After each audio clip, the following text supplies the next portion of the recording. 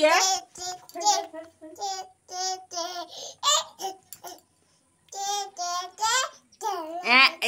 ওরে বাবা, তো ভয় করে না? এই এই পাগল কি করতেছিস? ও দুই হাত দিয়ে ইঁদুর ধরে নিয়ে নাচাচ্ছে। রাখ রাখ রাখ। দেখুন এই তো ভয় করতেছে না? অঙ্কিত এই দেখ, এই আনতে বানি ফেলা, ফেলা ফেলা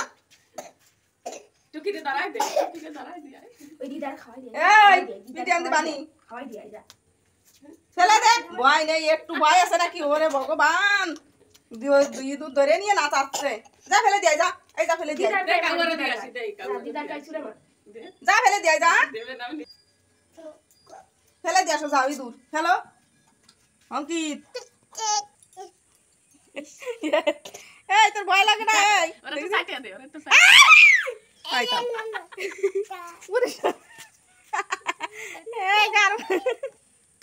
বিস্কুটটা আমার হাতে পড়ে গেল।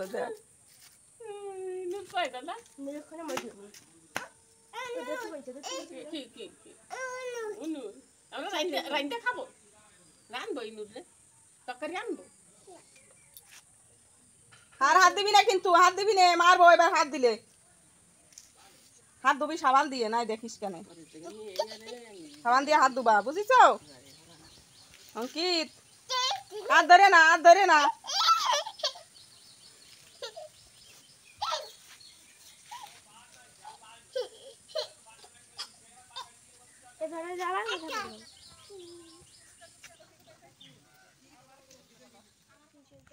তো বন্ধুরা দেখতে পেলে কেমন করে আমার ছেলে ইঁদুর নিয়ে খেলা করছে। ওর পরানে এতটুকুও ভয় লাগছে না। আমার ভয় করছে ইঁদুরটা দেখে, ও আমার গায়ের উপর ফেলে দিতে যাচ্ছে, ভয় দিচ্ছে আমাকে, নিজে ভয় পাচ্ছে না। তো বন্ধুরা চলো, নতুন দিনে নতুন ব্লগ নিয়ে চলে এলাম। নতুন ব্লগে তোমাদের সবাইকে অনেক অনেক স্বাগত ও ভালোবাসা জানিয়ে শুরু করলাম আজকের ব্লগটি। তো আজকে যাচ্ছি এই যে পুরনো বাড়িতে, মানে আমার বাড়িতে, আমার ঘরে। তো অনেক দিন হয়ে গেছে বাড়িতে আসা হয় না, তো ভাবছি যাই আজকে একটু গিয়ে ঘরের মধ্যে দেখব কেমন অবস্থা হয়ে রয়েছে। আর বিশেষ করে ঘরের মধ্যে পাখা চলছে, জানো তো। জানি না ঘরে ভূত টুত ঢুকেছে কি না। বাবা এসেছিল এদিকে, তো বাবা বলছে পাখা শোনার, মানে পাখা চলার আওয়াজ শোনা যাচ্ছে ঘরের মধ্যে। জানি না কিভাবে পাখাটা চলছে। সেই যে পেঁয়াজ বের করলাম একদিন জলের মধ্য থেকে, মানে জলের মধ্য দিয়ে দিয়ে পেঁয়াজগুলো কাকাদের বাড়িতে নিয়েছিলাম। আর যেদিন ঘরটা বন্ধ করেছিলাম সেই দিনই আমি তো সব কিছুই, লাইট পাখা টাকা সব বন্ধ করেই রেখে গেছিলাম। কিন্তু এই মানে বাবা কালকে বলছিল যে পাখা চলছে ঘরের মধ্যে, আওয়াজ পেলাম। তো কালকে আর আসা হয়নি। তো আজকে আমি এই যে সকালবেলা খাওয়া দাওয়া তো হয়ে গেছে সবারই, সকালবেলা সেদ্ধ ভাত করেছিলাম, আজকে আর শেয়ার করা হয়নি। তো সকালবেলা খাওয়া দাওয়া কমপ্লিট হয়ে গেছে, এখন ওই 11টা মতো বাজে। তো ভাবছি আগে গিয়ে দেখি সত্যি পাখা চলছে কি না। তো আমি এসে দেখি হ্যাঁ সত্যি পাখা চলার আওয়াজ শোনা যাচ্ছে। তো এসে দেখো এই যে ঘরটা খোলার চেষ্টা করছি, কিন্তু দরজা কিছুতেই খুলতে পারছিলাম না। প্রচণ্ড মানে মাটি জমা হয়ে গেছে দরজার কাছে, জল ঢুকে গেছিলো, তো ঘরের মধ্যে অনেকটা জল হয়ে গেছিলো। তো দরজাটা কেমন জানি মানে বসে গেছে, খুঁটিগুলো সব নিচের দিকে বসে গেছে, সেজন্য দরজাটাও খুব টাইট হয়ে গেছে, খুলতেই পাচ্ছি না। তো এখন দেখো আমি এই যে একটা হাঁসো নিচ্ছি, হাঁসো নিয়ে মাটিটা কেটে কেটে বের করছি, যে একটু যদি ঘরে ঢুকতে পারি দরজাটা খুলে।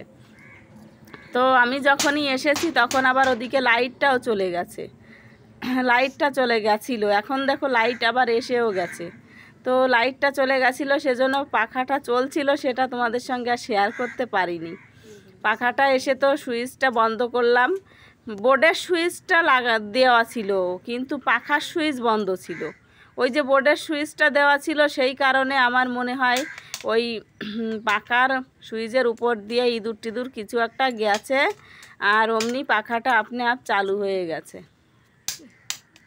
তো পাখাটা বন্ধ করেছি, আর তারপর দেখো এই যে এদিকে দেখো একবার দেখতে পাচ্ছ কি বিষাক্ত জিনিস ঘরের মধ্যে শুয়ে রয়েছে পিছনের বারান্দাতে, যেখানে আমি আসন পেতে ঠাকুর পূজা করতাম ও একদম ওইখানেই ওই সোজাসুজি ওই যে বারান্দায় শুয়ে রয়েছে। ওই যে দেখো কিছুতেই যেতে চাইছে না, লাঠি দিয়ে এদিক ওদিক মারলাম কিন্তু যেতেই চাইছে না, ভয় লাগছে, ফুসফুস করে আওয়াজ করছে, জিভ বের করছে। দেখে ভয় লাগে না বলো তো? কেমন করে তাকিয়ে রয়েছে, যদি লাফ মেরে এসে ধরে বসে। আমি আর আমার মেয়ে আমরা দুজনেই এসেছি এ বাড়িতে। আমার ভয় লাগছিল তো মেয়েকে বলছি তুমিও চলো আমার সঙ্গে, আমার একলা ঘরে ঢুকতে ভয় করছে, জানি না কোথায় কি বসে রয়েছে তার ঠিক নেই। তো এসে দেখি এই যে জন্তুটা বসে রয়েছে, দেখে ভয় লাগে না বলো তো? কিছুতেই এখান থেকে সরছেই না।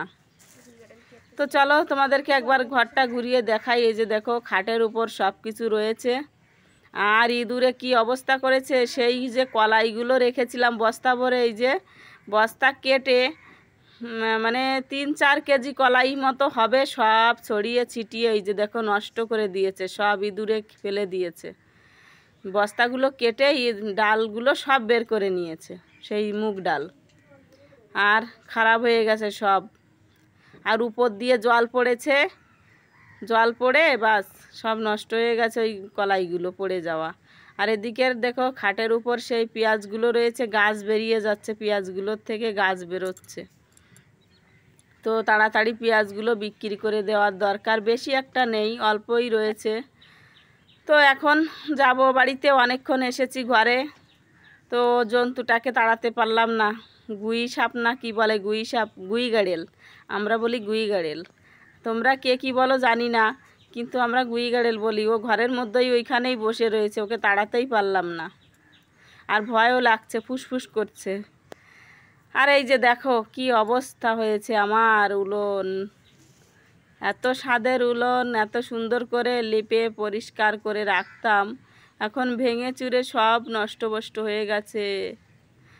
কবে ঘরে আসতে পারবো জানি না, পা ডেবে ডেবে যাচ্ছে, পা দিলে পা ডেবে যাচ্ছে, মাটি এখনও নরম, ঘরের মধ্যেও নরম, বারান্দার মাটিও নরম। তো কবে জানি না ঠিক করতে পারবো, এই একটু না শুকালে এ বাড়ি আসতেও পারছি না, সব কিছু ঠিকঠাক করতে হবে আবার নতুন করে।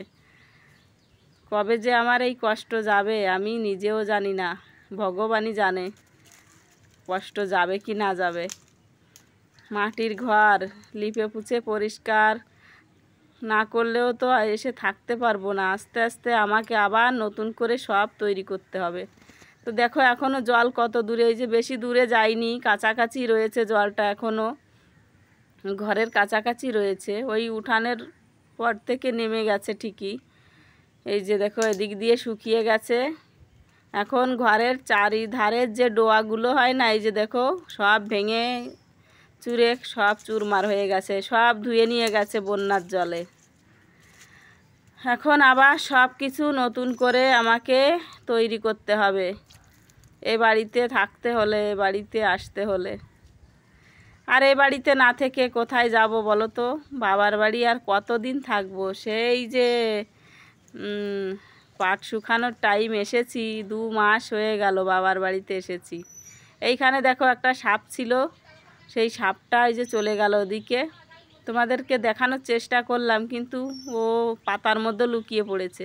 চ্যালট সাপ বলে না, চ্যালট সাপ চিকুন মতন হয়, সেই সাপ ছিল এইখানে বসে, তো আমাকে দেখেও পালিয়েছে।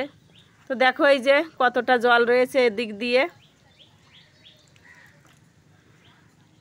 উঠানের মধ্যে কাদা কাদা হয়ে রয়েছে, পা ডেবে যাচ্ছে। এই যে উঠানও পরিষ্কার করতে হবে, মাটিটা একটু শক্ত না হলে কিছুই করতে পারছি না, এখনও নরম।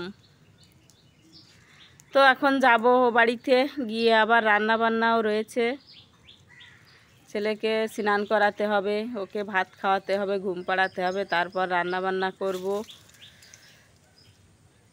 খুব খারাপ লাগে বন্ধুরা, খুব খারাপ। সেই দেখো এখনও মিটারটা লাগানো হয়নি, মিটারের ছাদের উপর রয়েছে, মিটার ঘরের ছাদের উপর মিটারটা খোলা রয়েছে, এখনও লাগানো হয়নি। আর এই যে দেখো বাড়িতে এসে ভাত রান্না করতে এসেছি রান্নাঘরে, তখনই দেখো কি বৃষ্টি নেমে গেছে, রান্নাটাও করতে পারছি না, জল ছুটে ছুটে রান্নাঘরে চলে আসছে কড়াইয়ের মধ্যে।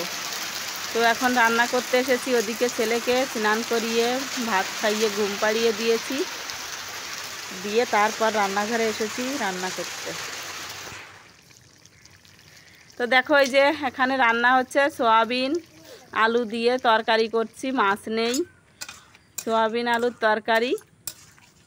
আর করব হচ্ছে শাক ভাজি।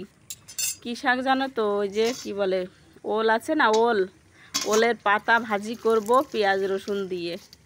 তো ভাত হয়ে গেছে ওদিকে, আর এদিকে দেখো মা আমাকে শাকটা কেটে দিচ্ছে। ওই যে শাক কাটতে বসে গেছে মা, শাক ভাজি করব পেঁয়াজ রসুন দিয়ে। আর দেখো বৃষ্টি এই রোদ, এই রোদ, কি বৃষ্টি হলো আবার রোদও বেরিয়েছে। তো এদিকে দেখো রান্না বান্না কমপ্লিট হয়ে গেল, সয়াবিন আলু দিয়ে তরকারি আর হচ্ছে শাক ভাজি। আর ওদিকে ছেলেও আমার ঘুম থেকে উঠে পড়েছে, এখন ছেলেকেও ভাত খাওয়াবো, বাবাকেও ভাতটা বেড়ে দেব। তো বলছে শাক ভাজি দিয়ে লেবু দিয়ে নাকি ভালো লাগে, তো একটা লেবু নিয়ে এসেছি, লেবুটা এখন কেটে নেব। আর এই যে দেখো ছেলের জন্য ভাত বেড়ে নিয়েছি। তো বন্ধুরা চলো, ব্লগটি ভালো লাগলে অবশ্যই একটা লাইক করে দিও, নতুন বন্ধু হলে পাশে থেকো। দেখা হচ্ছে নতুন দিনে নতুন ব্লগের সঙ্গে। ভালো থেকো, সুস্থ।